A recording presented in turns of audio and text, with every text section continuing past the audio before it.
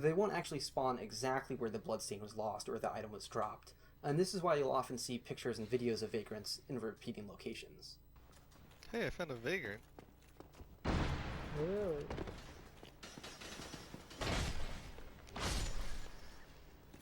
Though the drift item bags themselves, before they become good vagrants, actually do appear exactly where the item bag was dropped.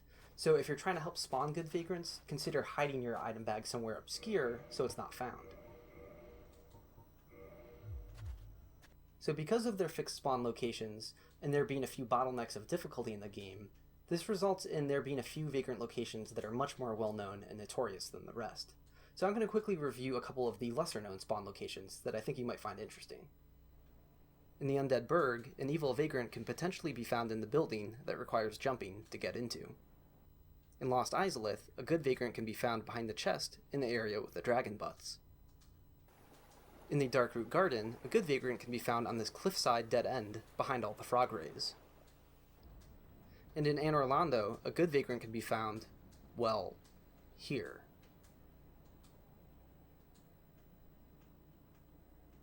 Once again, I've provided a complete list of all the vagrant locations on the wiki, so you can take a look there if you're interested. Vagrants have their own sort of hidden menu in the data, a vagrant queue. Incoming and outgoing vagrants will pass through this queue, so this is important for understanding how vagrants spawn. When you first receive a vagrant, you don't actually get it right away. It won't spontaneously spawn in your world when another player dies. It'll be in your queue, and then it'll unload from your queue and into your game once you reload the area. This is why you can't just leave your game on for an extended period of time and expect to find vagrants. The queue has its own timer system as well, and if you wait too long, you'll wind up sending the vagrant off to someone else. If you've ever just let your game run for an extended period of time, you actually probably had a lot of vagrants pass through your game without you realizing it. Now, there's also a very penalizing cooldown timer for vagrants. If you kill a vagrant, or pick up a drift item bag, your queue will freeze for 80 minutes, and there is no known way to clear this timer, so you won't be receiving or creating subsequent vagrants during this time period. So people will often ask if it's possible to create their own vagrants for themselves, and the answer is no, unfortunately, you can't. But there is a sort of trick that you can do, though.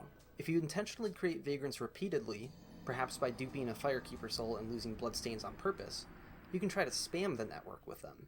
Bearing in mind that when other players die or leave the area without killing the vagrant they got, they'll send them back out to other players online. By random chance, one could come back to you. But there's no guarantee. You'll have to be very patient, you could sink a lot of time into it without success, and this might even be harder to accomplish in the remaster due to the revised networking. So that pretty much wraps it up. I think the vagrants are a really unique and interesting mechanic. I can't say I've heard of another video game doing anything similar before, and sadly, you won't find it elsewhere in the Souls franchise. It hasn't shown up in Dark Souls 2, 3, nor Bloodborne, and I'm a little skeptical it's going to show up in Sekiro as well. As always, I hope you enjoyed this video, I hope it was informative, and until next time, consider dropping a bunch of transient curses.